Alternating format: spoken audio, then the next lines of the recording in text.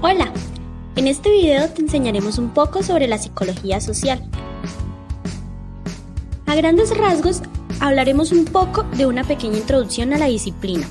Pasaremos a exponer algunos de los conceptos psicosociales principales y concluiremos definiendo qué es la psicología social. Para introducir a la psicología social, podemos afirmar que esta disciplina estudia los fenómenos psicológicos que están determinados y conformados por procesos sociales y culturales.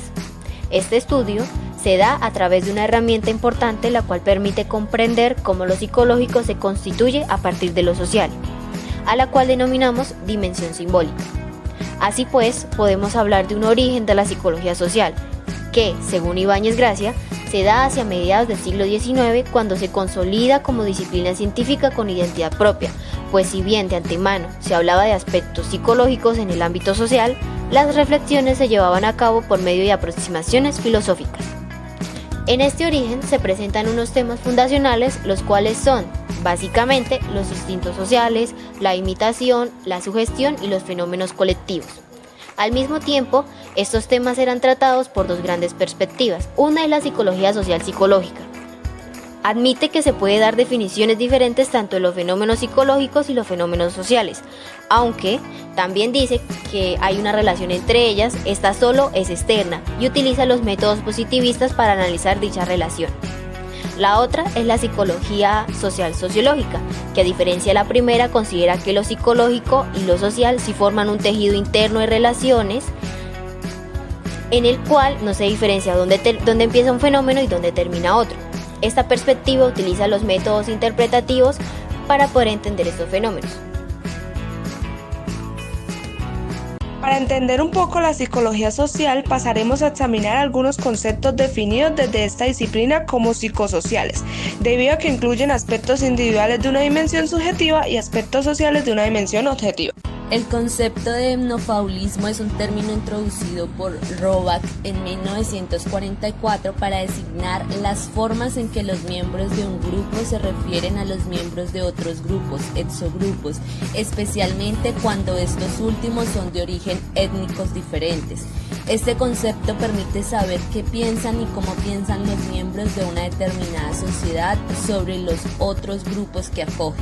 Son por tanto representaciones cognitivas de grupos sociales. Por su parte, la interacción entre persona y situación en psicología social busca comprender y pronosticar la conducta de las personas a partir del estudio del contexto concreto.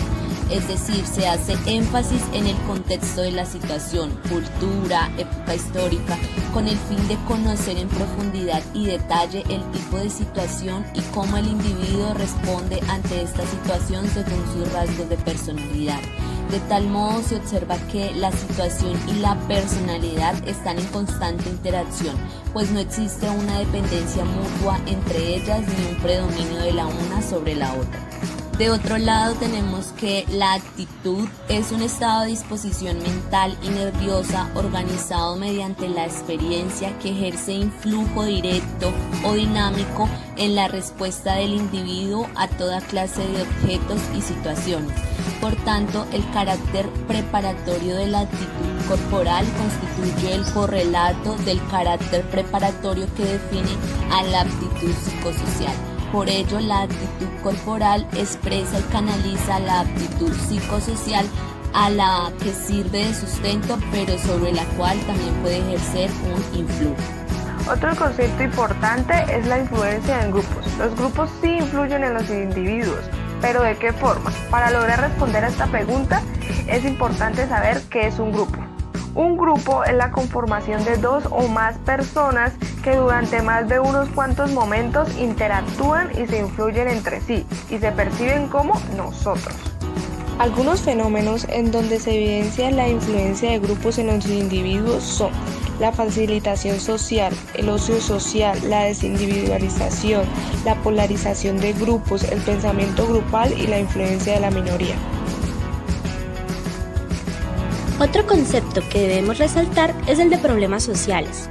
Según Birna Rivas, los problemas sociales serían situaciones sociales con cierta base objetiva, dentro de un contexto espacial, temporal y cultural, que por medio de un proceso complejo y dialéctico son percibidos y definidos a través de juicios de valor y de las actuaciones de unos sectores sociales concretos, como algo que tiene o podría tener una repercusión significativa negativa e indeseable sobre un segmento de la población o en toda ella, y que se entiende pueden ser reducidas, controladas o eliminadas mediante una actuación colectiva, a través de las acciones de los movimientos sociales o de las intervenciones sociales coordinadas y promovidas por los poderes públicos y o grupos profesionales de poder.